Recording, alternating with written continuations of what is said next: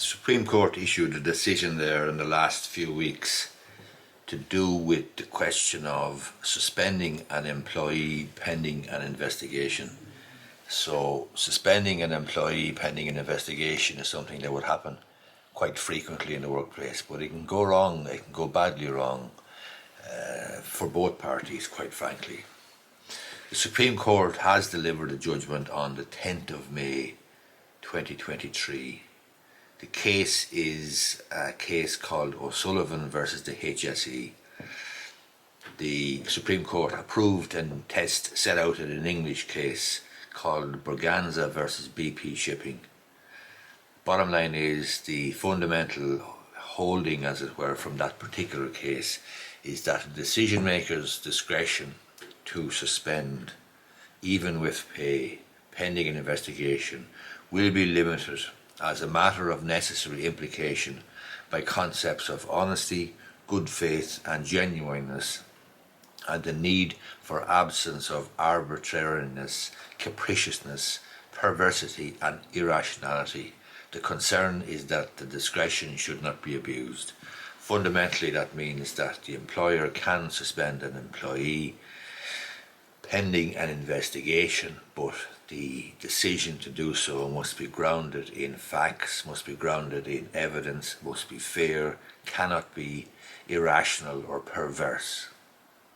The Supreme Court has determined in this latest decision from May 2023 in O'Sullivan versus HSE that the decision to suspend could only be challenged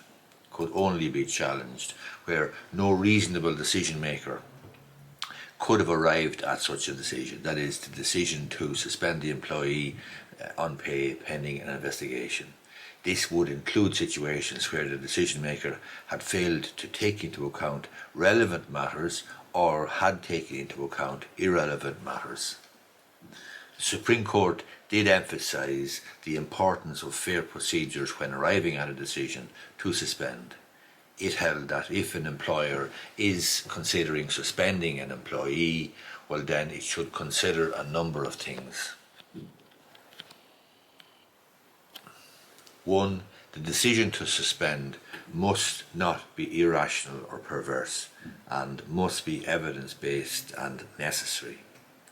2. The employee should be given the opportunity to explain him or herself before the decision to suspend is finalised.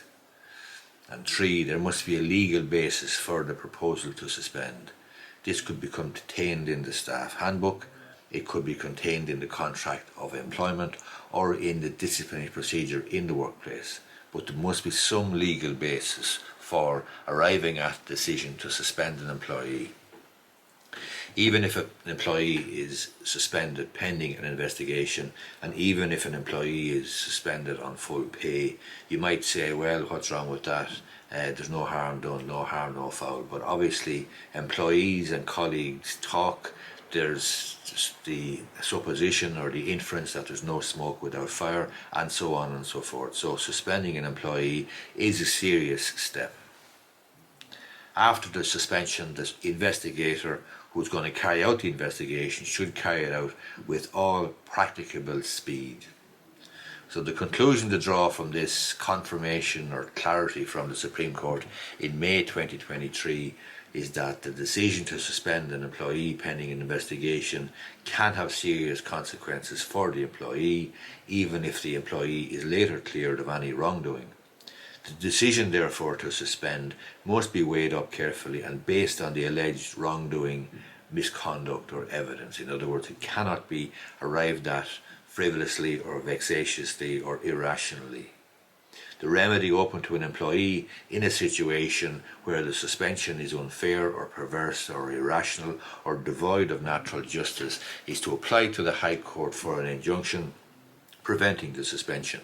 And the High Court looks at these carefully, very carefully, because obviously the employee has rights to his good name or her good name and character and reputation and so on. And if it goes wrong for the employer and the employee is successful with an injunction application, well then the likelihood is that the costs will be awarded against the employer to the employee.